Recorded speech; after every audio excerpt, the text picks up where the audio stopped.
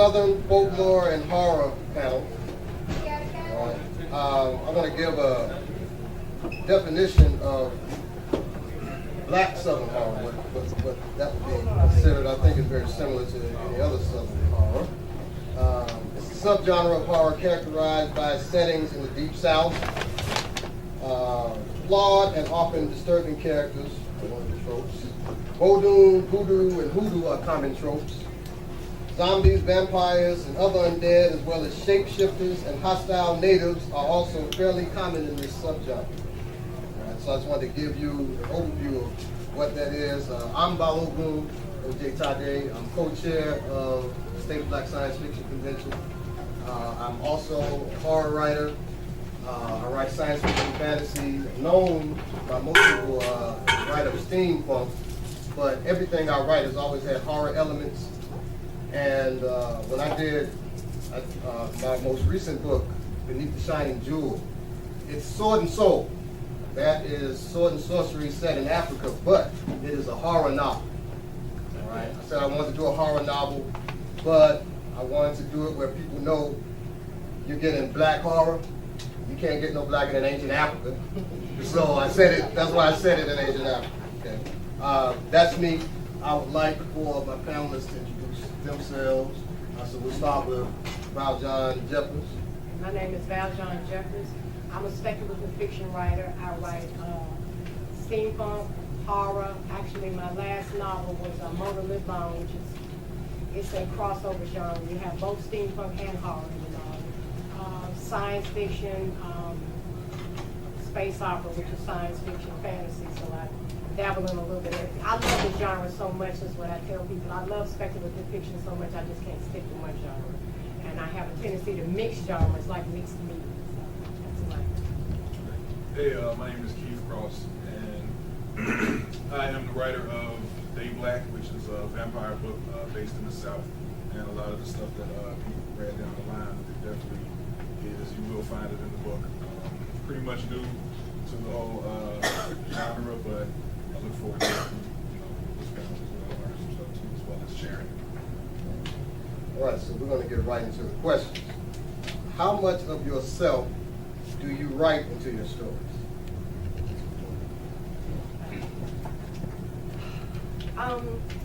I read once, someone said, I don't know who it was, that every character you write is actually an extension of yourself. So I would say quite a bit. But there are also other influences, and this is the second part, where every time you meet someone that makes a serious impression on you, a deep impression on you, that person will find their way through your novel. My first series, my Mona series, the main character, Carla, is actually based on a young woman who babysat me in California. And she had such a deep impression on me, she had to have, that she became the main character for my series. So I would say you put quite a bit of yourself into your novels. They are an extension of who you are. You write from the space that you're coming from, but you also, other people that you encounter in your journey, they also find their way into your writing. Hope that makes sense. Yes, yeah, as far as me, my book is about 85% me. The character is a tattoo artist. I'm a full-time tattoo artist too.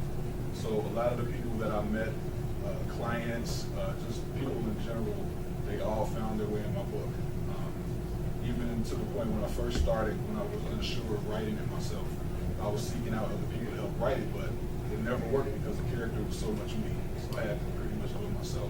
And like she said, people you come to contact with, family members, they make it their way. They make their way in your book, and those kind of stories and those kind of experiences, I think, make it more authentic because you can actually recall on things you did with them. You can change it a little bit. It just makes it more real. When you write, it just makes the whole experience, for me, a lot more authentic and a lot more easier to write. Totally just going off of my imagination. I kind of draw from life for the most part.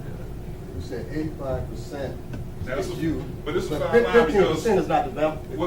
It's right, not a right, vampire. right. But see, a lot, Making sure. right, but then a lot of stuff you got to be careful because you can't put everything because people will read it like, oh, he's talking about me, so you got to switch it up a little bit. So Southern horror shows a juxtaposition of the realistic with the utterly unreal. Right. And how does that juxtaposition, what does that juxtaposition mean to you as a creator? Right. I don't know, man, because sometimes reality is stranger than fiction, or just those type of stories are.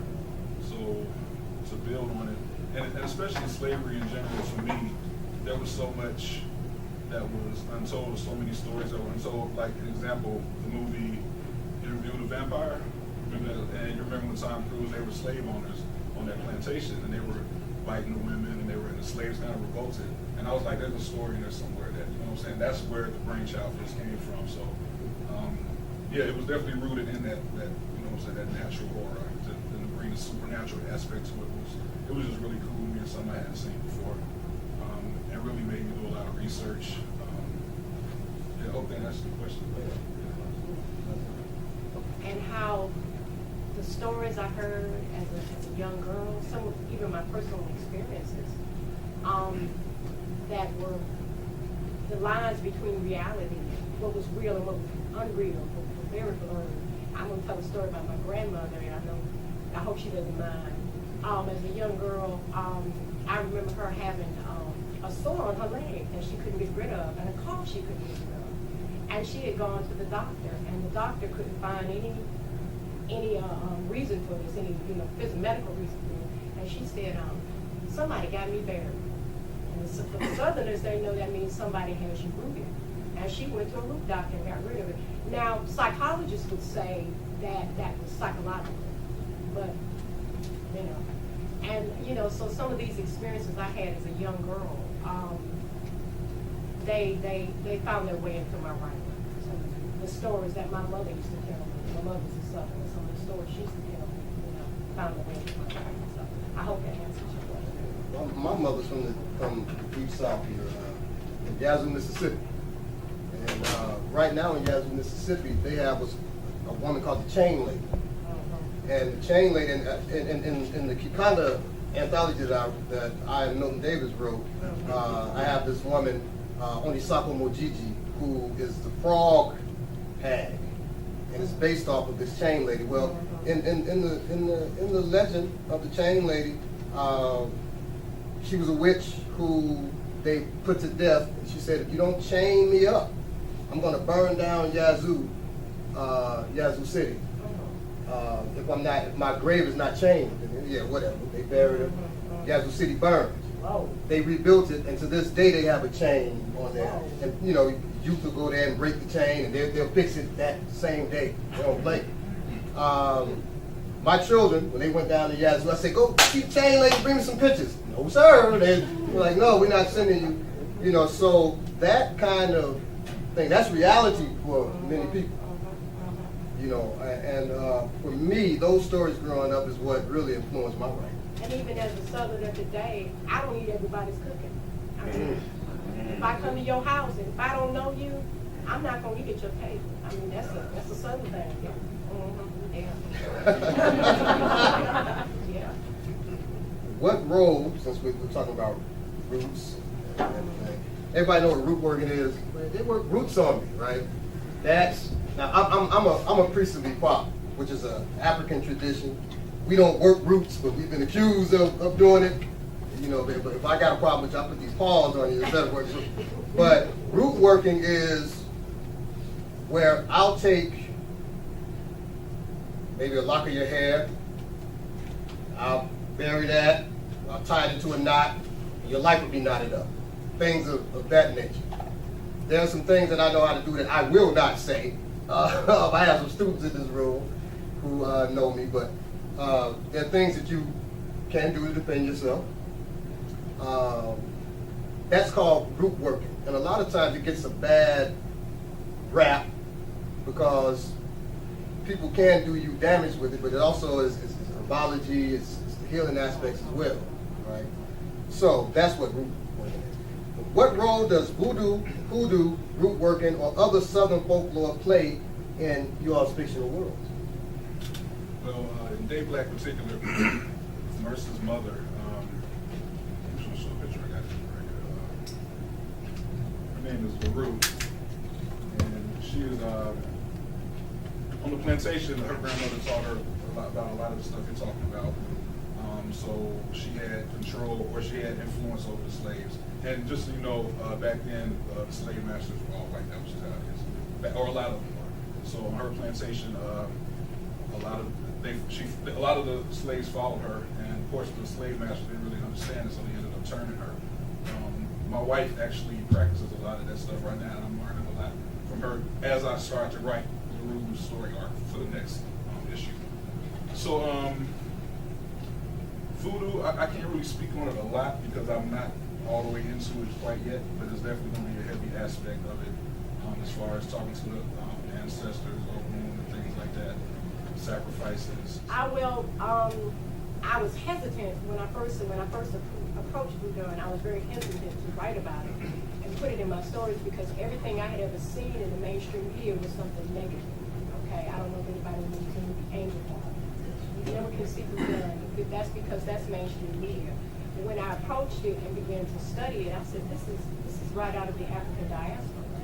And I just said this in another group where they said that the Africans hid their gods in the Catholic religion, and that's how voodoo sprang forth. So I'm becoming more, I'm by no means an expert. I would never consider myself to be an expert. However, I do have my favorite Loa. I hope I pronounced that right. Papa Lego. Yes, ma'am. And Baron Samedi, those are my two, And when I decided to put Baron Samedi in, he does make an appearance in Mona Live Long. I said, I don't feel comfortable enough about the law because I approached Voodoo with so much respect. So instead of calling him Baron Samedi, I called him Papa Twilight. But anybody that knows anything about Voodoo knows that that's who he stands for. So I hope I answered your question. You guys talk about voodoo and everything. Have you ever had to combat type of ignorance of you being very scared and why would you deal with this for fiction or whatever? Have you had to combat that? And how have you had to combat that? Yeah, I mean, the folks that feel like that probably wouldn't read this. We just had somebody show them the last time about we all go in hell because we run science fiction. And you have people that feel like, and I want to say it for the record, I'm a Christian, I'm a Catholic, I believe in God.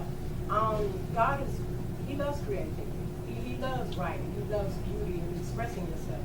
So, but the folks, I think, that some of my other two also take into I think the folks that feel that way would not, they would pick up our sentence, they would think it was like it was equal. I have encountered people who have said to me they don't read science fiction or fantasy at all because they feel it's evil. Right? And I know that they're segueing into a thing. When you look at my name, Balogun or Jtade, you're figuring something is there. Especially if you see me too. You can probably see I'm not from the continent. So you say, how did this brother get that name? But whenever I've talked about the priesthood and explained that to people, they realize there's a normalcy to it. It's not the demonized form of voodoo that's out there, right? People have demonized that. When you think voodoo, you think zombies, you think the evil eye, all that kind of stuff, right? But one, if you meet me and I don't tell you, if I had a suit on, which often I do, you wouldn't know that I'm a priest. But then when I mention it, now you have to wrestle with the fact that, okay, he seems like a sane guy. At first, he doesn't seem like somebody doing the evil eye or worshiping Satan and all this kind of stuff, right? And then for the record, whenever they say, voodoo, you're dealing with satanic worship, we don't believe in Satan. Just for the record, we don't deal in good and evil in that way. We believe in the Creator, but we do not deal in good and evil. We deal in appropriateness. If I go across the street and I kill somebody across the street, the guy across the street, just because I don't like his t-shirt, well, we would consider that inappropriate. That's wicked because it's inappropriate. However, if someone kicks in my door and they're about to attack my wife and children and I don't kill them because killing is wrong, that's also inappropriate, and we consider that just as wicked. So that's the way we deal with that. So there can never be a Vodun is rooted in Satanism because we don't have a concept of Satan in any African tradition, so the African-rooted traditions do not either. Yeah, well, I was definitely one of those people. I didn't know a lot about, how to say that. It wasn't until my wife took me to get a reading done, and I was already thinking about exploring the idea in my book for LaRue. But at that point, I was probably going to go with the old tropes, just things that I had heard or seen in movies. But it wasn't until I went and got the reading done where I was like, whoa, you know what I'm saying? And I really felt the connection. You know what I'm saying? They were telling me things. I was like, whoa, you know, telling me my grandfather was here, telling me what he's saying for me to do, and, you know, writing up my instructions for my clinics and everything like that. So that made me look at it at a totally different light, and it actually made sense to me for some reason. And then I just scrapped everything I had already. And I was like, I gotta go way deeper. So that's my extent of it. So that's the journey I'm on right now with. But it's easy to be like that. It's easy to, you know, it's easy to be wary of, and it's just, you know, I was at a point where I was like, I can't confirm or deny, I just respect it. I'm not gonna leave it alone. The media is good at demonizing all kinds of things, and we will fall into following that stereotype that they presented like it's real. We do that with a lot of stuff, particularly when you're dealing with horror, because horror has a visceral effect on us. And so, if in horror, the black guy is supposed to die in the first 10 minutes, well, doggone it, that's true. When I was first writing, as a teenager, I'd write stories always with black heroes, but they had to die. And that was directly because of what the media had taught me, that black man's supposed to die. So I want to write this stuff that I'm reading and love so much, so that this black guy got to die. I remember telling my wife that. I leave it alone. Because that affected me hard. And, you know, I'm thinking, I got 8 children, I'm teaching them. And I'm like, the older ones, did I affect them and teach them that? You know, we have to wrestle with that. So the media affects us in certain ways. So the things that are good for us, we'll stay away from because it's been demonized. And we believe in the media, whether it's fiction or not. Any other questions? Yes. I had a question about, you spoke about kind of using the stories that you heard growing up in folklore and legends and things like that you heard growing up in your writing. And so my question would be for someone who didn't really have that, like the storytelling sort of thing growing up, like where's a good place to start, like as far as researching like sort of folklore and Well, one of the best books I recommend for people to read. It's a big one. It's about 690 pages. I read it in 3 days. This is how good the work is. It's Indaba My Children by Buzumazulu, B-U-S